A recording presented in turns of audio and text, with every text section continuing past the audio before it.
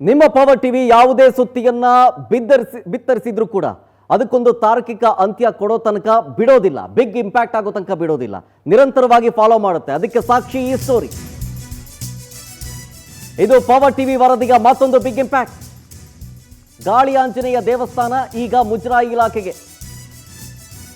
ಸರ್ಕಾರದ ಈ ನಿರ್ಧಾರಕ್ಕೆ ಶ್ಲಾಘನೆ ಕೂಡ ವ್ಯಕ್ತವಾಗ್ತಾ ಇದೆ. ಜೊತೆಗೆ ಪರ ವಿರೋಧದ ಚರ್ಚೆಯೂ ಕೂಡ ಆಗ್ತಾ ಇದೆ.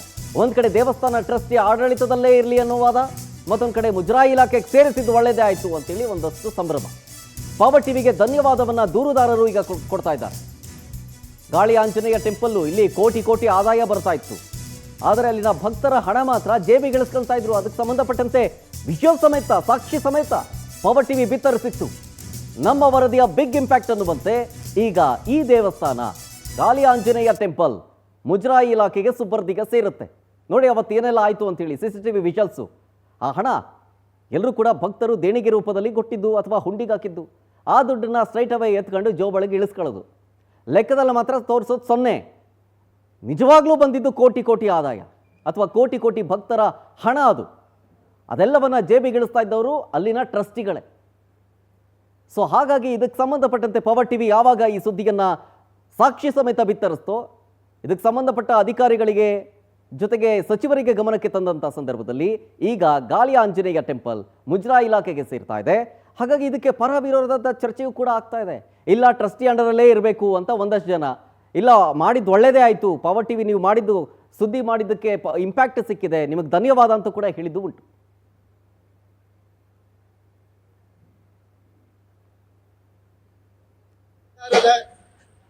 ಕಣ್ಣನ್ನ ತೆರೆಸಲಿಕ್ಕೆ ಮೂಲ ಕಾರಣ ಏನಂತ ಹೇಳಿದ್ರೆ ನಿಮ್ಮ ಪವರ್ ಟಿವಿ ಅವರು. ಯಾಕಂತ ಹೇಳಿದ್ರೆ ಮೊದಲನೇ ಬಾರಿಗೆ ಪ್ರಪ್ರಥಮವಾಗಿ ಬೆಂಗಳೂರಿನಲ್ಲಿ ಮೊದಲನೇ ಬಾರಿಗೆ ಈ ಹಗರಣದ ಬಗ್ಗೆ, ಗಾಳಿ ಆಂಜನೇಯ ಸ್ವಾಮಿ ದೇವಸ್ಥಾನದ ಹಗರಣದ ಬಗ್ಗೆ ಪ್ರಸಾರ ಮಾಡಿರ್ತಕ್ಕಂತ ಒಂದು ಚಾನೆಲ್ ಅಂತ ಹೇಳಿದ್ರೆ ನಿಮ್ಮ ಪವರ್ ಟಿವಿ. ಇವತ್ತು ನಾನು ಅವರಿಗೆ ಅಭಿನಂದನೆ ಸಲ್ಲಿಸಲಿಕ್ಕೆ ಇಚ್ಛೆ ಪಡ್ತೇನೆ. ಆದ್ರೆ ಇದೆಲ್ಲ ಈ ಹಗರಣಗಳನ್ನ ಮುಚ್ಚಾಕ್ಬೇಕು ಅಂತ ಏನೆಲ್ಲ ಕೆಲವು ಪ್ರಯತ್ನ ಮಾಡಿದ್ರು, ಆ ಪ್ರಯತ್ನ ಮಾಡಿದ್ರು ಕೂಡ ಅದು ಫಲಕಾರಿಯಾಗದೆ ಇವತ್ತು ಸರ್ಕಾರ ಅದನ್ನ ಗಮನಕ್ಕೆ ತೆಗೆದುಕೊಂಡು ಅದನ್ನ ಏನೇ ಆದ್ರೂ ಕೂಡ ಇದು ನಮ್ಮ ಮುಜರಾಯಿ ಇಲಾಖೆಗೆ ಬರಬೇಕು ಅಂತಕ್ಕಂತ ಒಂದು ಆದೇಶವನ್ನ ಹೊರಡಿಸಿದ್ದಾರೆ. ಆ ಆದೇಶನೂ ಕೂಡ ಕ್ಷೇತ್ರದ ಬಾಪೂಜಿ ನಗರದಲ್ಲಿ ಗಾಳಿ ಆಂಜನೇಯ ಸ್ವಾಮಿ ಇಡೀ ದೇಶಕ್ಕೆ ಗೊತ್ತು, ವಿಶ್ವಗೂ ಗೊತ್ತು. ಗಾಳಿ ಆಂಜನೇಯ ಸ್ವಾಮಿ ದೇವಸ್ಥಾನ ಪವರ್ ಅಂತ ಹೇಳಿ ಇಲ್ಲಿಗೆ ಹೊರಗಡೆದು ಭಕ್ತಾದಿಗಳು ತುಂಬಾ ಕಡೆಯಿಂದ ಬರ್ತಾರೆ. ಏನಕ್ಕೆ ಬರ್ತಾರೆ ಅಂದ್ರೆ ಇಲ್ಲಿ ಬಂದು ದೇವಸ್ಥಾನ ದರ್ಶನ ಮಾಡ್ಕೊಂಡು ಕಾಯ್ತಾ ಇರ್ತಾರೆ. ನಮ್ಗೆ ಒಂದು ಪರಿಹಾರ ಆಗುತ್ತೆ, ಒಂದು ಶಕ್ತಿ ಬರುತ್ತೆ ಅಂತ. ನಿಮ್ಗೆ ಗೊತ್ತಿರ್ಬೋದು, ಜೈ ಶ್ರೀರಾಮ್ ಹನುಮ ರಾಮನಿಗೆ ಭಕ್ತಿ ಮಾಡ್ಕೊಂಡು ನಮಸ್ಕರಿಸ್ತಾರೆ. ಹಂಗೆ ನಾವು ಹನುಮ ಭಕ್ತರು. ಇಲ್ಲಿ ನಾವು 30 ವರ್ಷದಿಂದ ಇದ್ದೀವಿ. ಇಲ್ಲಿ ಅವ್ಯವಹಾರಗಳು ಹೋಗ್ಬಿಟ್ಟು ಕಾಣ್ತಿಲ್ಲ. ಇವತ್ತು CC ಕ್ಯಾಮ್ರಾ ಹಾಕಿದ ಮೇಲೆ ಗೊತ್ತಾಯ್ತು ಇಲ್ಲಿ ಎಷ್ಟು. ಈ ಪವರ್ಫುಲ್ ವರದಿಯ ವಿಚಾರಕ್ಕೆ ಸಂಬಂಧಪಟ್ಟಂತೆ ನಮ್ಮ ಪ್ರತಿನಿಧಿ ಸುಷ್ಮಿತಾ ಪೂಜಾರಿ ಒಂದು ಗ್ರೌಂಡ್ ರಿಪೋರ್ಟ್ ಕೊಟ್ಟಿದ್ದಾರೆ. ಬನ್ನಿ ತೋರಿಸ್ತೀನಿ. ಆಂಜನೇಯ ದೇವಸ್ಥಾನದಲ್ಲಿ ಅವ್ಯವಹಾರ ನಡೀತಾ ಇದೆ ಅಂತ ಹೇಳಿ ಸಾಕಷ್ಟು ಆರೋಪಗಳು ಕಳೆದ 1 ವರ್ಷದ ಹಿಂದೆ ಕೇಳಿ ಬಂದಿತ್ತು. ಹೀಗಾಗಿ ಸದ್ಯ ಈ ಒಂದು ದೇವಸ್ಥಾನವನ್ನ ಮುಜರಾಯಿ ಇಲಾಖೆ ತನ್ನ ಹಿಡಿತಕ್ಕೆ ತೆಗೆದುಕೊಂಡಿರುವಂತದ್ದು. ಈ ಒಂದು ವಿಚಾರವಾಗಿ ಸಾಕಷ್ಟು ಪರ ಹಾಗೆ ವಿರೋಧ ಎಲ್ಲವೂ ಕೂಡ ಚರ್ಚೆ ಆಗ್ತಾ ಇದೆ. ಸೊ ನಾನು ಈ ಒಂದು ವಿಚಾರವಾಗಿ ಇಲ್ಲಿರುವಂತಹ ಸ್ಥಳೀಯರು ಹಾಗೆ ಈ ಒಂದು ಆರೋಪಗಳು ಹಗರಣಗಳು ನಡೀತಾ ಇದೆ ಅಂತ ಹೇಳಿ ಆರೋಪ ಮಾಡಿದಾರಲ್ಲ, ಅವ್ರನ್ನ ಮಾತಾಡ್ಸ್ತಾ ಹೋಗ್ತೀನಿ. ಸೊ ನೀವು ನೋಡ್ತಾ ಇರ್ಬೋದು, ಒಂದು ಕಡೆ ಪರ ಹಾಗೆ ಮತ್ತೊಂದು ಕಡೆ ವಿರೋಧದ ಚರ್ಚೆಗಳು ಭಾರಿ ಆಗ್ತಾ ಇದೆ. ಮೊದಲು ಪರ ಯಾಕೆ ಈ ಒಂದು ದೇವಸ್ಥಾನದ ಪರ ಮಾತಾಡೋರನ್ನ ನಾನು ಮಾತಾಡ್ಸ್ತಾ ಹೋಗ್ತೀನಿ. ಯಾಕೆ ಈ ಒಂದು ದೇವಸ್ಥಾನ ಮುಜರಾಯಿ ಇಲಾಖೆಗೆ ಹೋಗ್ಬಾರ್ದು ಅಂತ ಹೇಳಿ. ಸರ್, ಇವತ್ತು ಮುಜರಾಯಿ ಇಲಾಖೆಗೆ ಗಾಳಿ ಆಂಜನೇಯ ದೇವಸ್ಥಾನ ಹೋಗಿರುವಂತದ್ದು. ಆದ್ರೆ ನೀವು ಗಾಳಿ ಆಂಜನೇಯ ದೇವಸ್ಥಾನವನ್ನ ಮುಜರಾಯಿ ಇಲಾಖೆ ತನ್ನ ಹಿಡಿತಕ್ಕೆ ತಗೊಳ್ಬಾರ್ದು, ಅದು ಟ್ರಸ್ಟಿ ಕೈಲೇ ಇರ್ಬೇಕು ಅಂತ ನೀವು ಹೇಳ್ತಾ ಇರುವಂತದ್ದು. ಯಾಕೆ ಸರ್? ಇದು ನೋಡಮ್ಮ, ಇದು ನಮಸ್ಕಾರ, ನನ್ನ ಹೆಸರು ರಾಜಶೇಖರ್ ಅಂದ್ಬಿಟ್ಟು. ಇದು 700 ವರ್ಷದ ಇತಿಹಾಸ ಇರುವಂತ ದೇವಸ್ಥಾನ.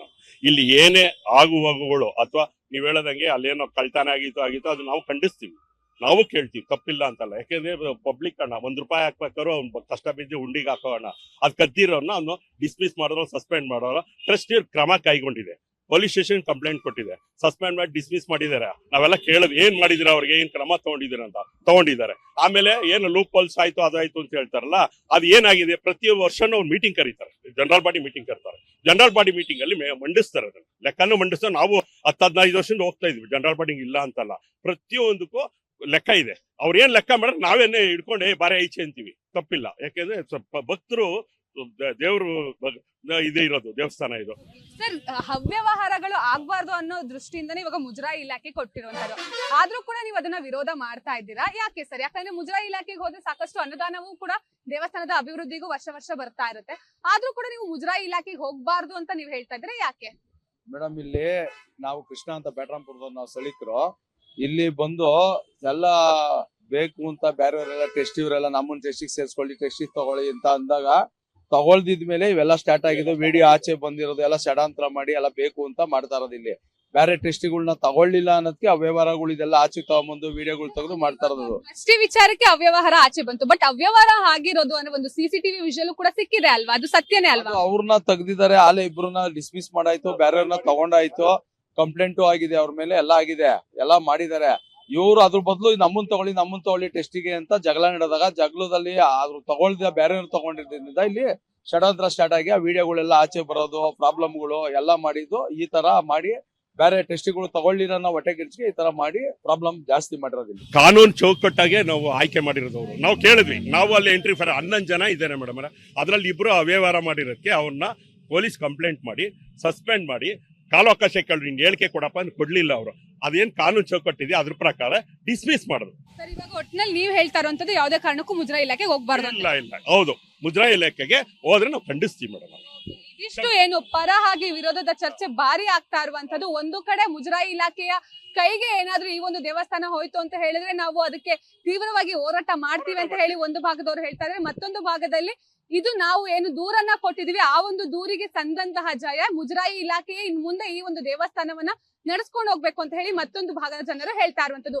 ಕಾದ್ ನೋಡ್ಬೇಕಾಗಿದೆ ಈ ಒಂದು ಪರ ವಿರೋಧದ ನಡುವೆ ಸರ್ಕಾರ ಯಾವ ರೀತಿಯಲ್ಲಿ ಕ್ರಮಗಳನ್ನ ಕೈಗೊಳ್ಳುತ್ತೆ, ಹಾಗೆ ಮುಂದಿನ ದಿನಗಳಲ್ಲಿ ಕಾನೂನು ಕೂಡ ಈ ಒಂದು ದೇವಸ್ಥಾನದ ವಿಚಾರದಲ್ಲಿ ಯಾವೆಲ್ಲ ರೀತಿಯಲ್ಲಿ ತೀರ್ಪು ಕೊಡುತ್ತೆ ಅನ್ನೋದನ್ನ. ಕ್ಯಾಮ್ರಾ ಪರ್ಸನ್ ರವಿ ಜೊತೆ ಸುಷ್ಮಿತಾ ಪೂಜಾರಿ, ಪವರ್ ಟಿವಿ, ಬೆಂಗಳೂರು.